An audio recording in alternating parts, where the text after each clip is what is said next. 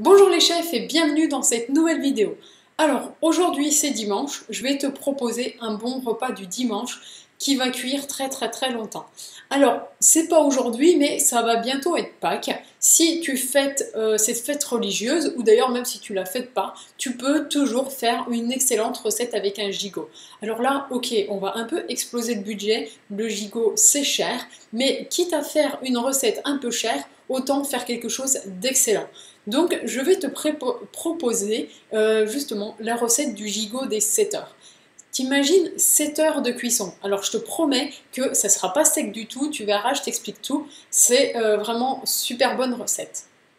Alors, pardon, c'est une recette, donc bien sûr comme je t'ai dit, du gigot des 7 heures, de l'excellent blog Je reprendrai bien un bout, que je t'invite à aller visiter pour voir toutes les excellentes recettes.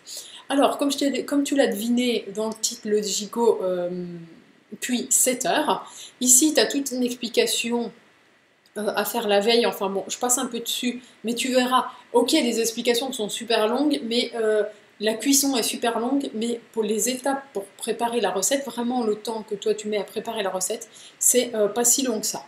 Alors, qu'est-ce qu'il te faudra comme ingrédient? Un gigot, avec l'os c'est mieux, c'est vrai que plus il y a d'os, plus ça garde le goût.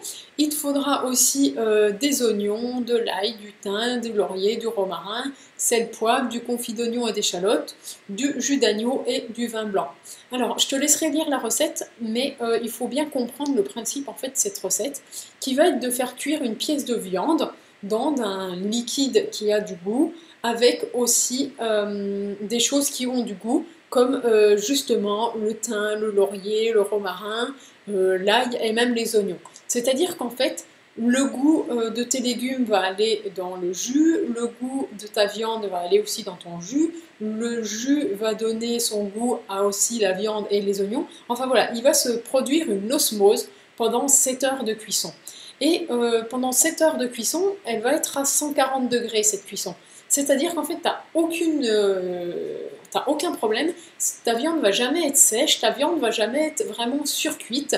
Donc voilà, plus tu cuis lentement, plus ça meilleur c'est et tu ne peux pas le rater. D'autant plus que cette recette, comme je te le dis, ton gigot d'agneau est cuit dans du liquide, donc ça sera impossible justement que ton gigot soit sec.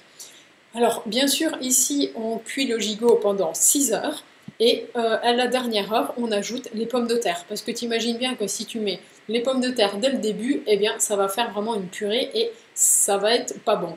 Donc voilà, 6 heures de cuisson de ton gigot, 1 heure pour les pommes de terre.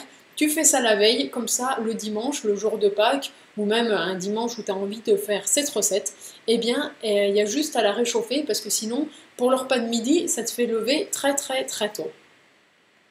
Donc voilà, c'est fini pour cette recette du jour. J'espère qu'elle t'a plu. Ok, elle est un peu longue, ok, elle est un peu chère, mais bon, de temps en temps, pourquoi pas se faire plaisir avec un bon gigot si tu aimes manger de la viande et des bons produits. C'est terminé pour la recette du jour. Si tu l'as aimé, un pouce bleu énorme et gourmand. Et moi, je te dis à demain pour une nouvelle vidéo. Bye bye!